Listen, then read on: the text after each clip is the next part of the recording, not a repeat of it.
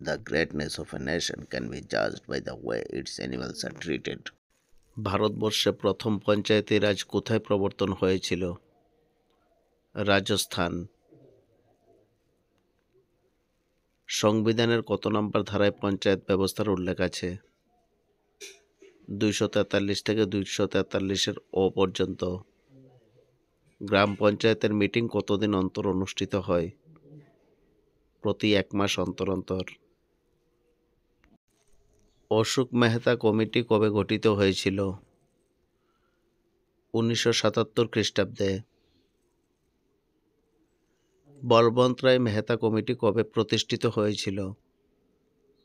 1957 খ্রিস্টাব্দে।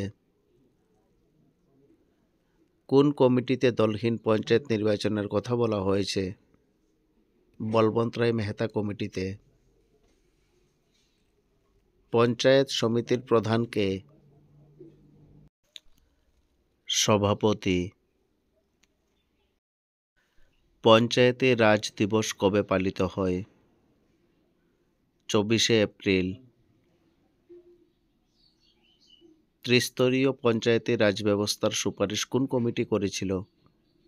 বলবন্ত রায় মেহতা কমিটি।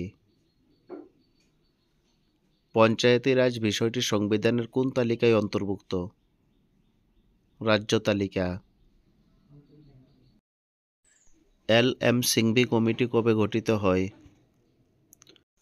1986 সালে। কোন সমিতি পঞ্চায়েতকে সাংবিধানিক মর্যাদা দেওয়ার কথা বলে? এল.এম. সিংভি কমিটি। সংবিধানের কত নম্বর তফসিলে পঞ্চায়েতকে যুক্ত করা হয়েছে? 11 নম্বর তফসিলে। কত নম্বর আর্টিকেলে গ্রাম পঞ্চায়েতের কথা উল্লেখ আছে? আর্টিকেল 40। নেও পঞ্চায়েত গঠনের দাবি জানায় কোন কমিটি? এল.এম. সিংভি কমিটি। স্থানীয় স্বশাসনের জনক কাকে বলা হয়? লর্ড রিপনকে। কত সালে পঞ্চায়েত ব্যবস্থাকে সাংবিধানিক মান্যতা দেওয়া হয়? 24শে এপ্রিল 1993 সালে। 11 নম্বর তফসিলে কয়টি বিষয় যুক্ত করা হয়েছে?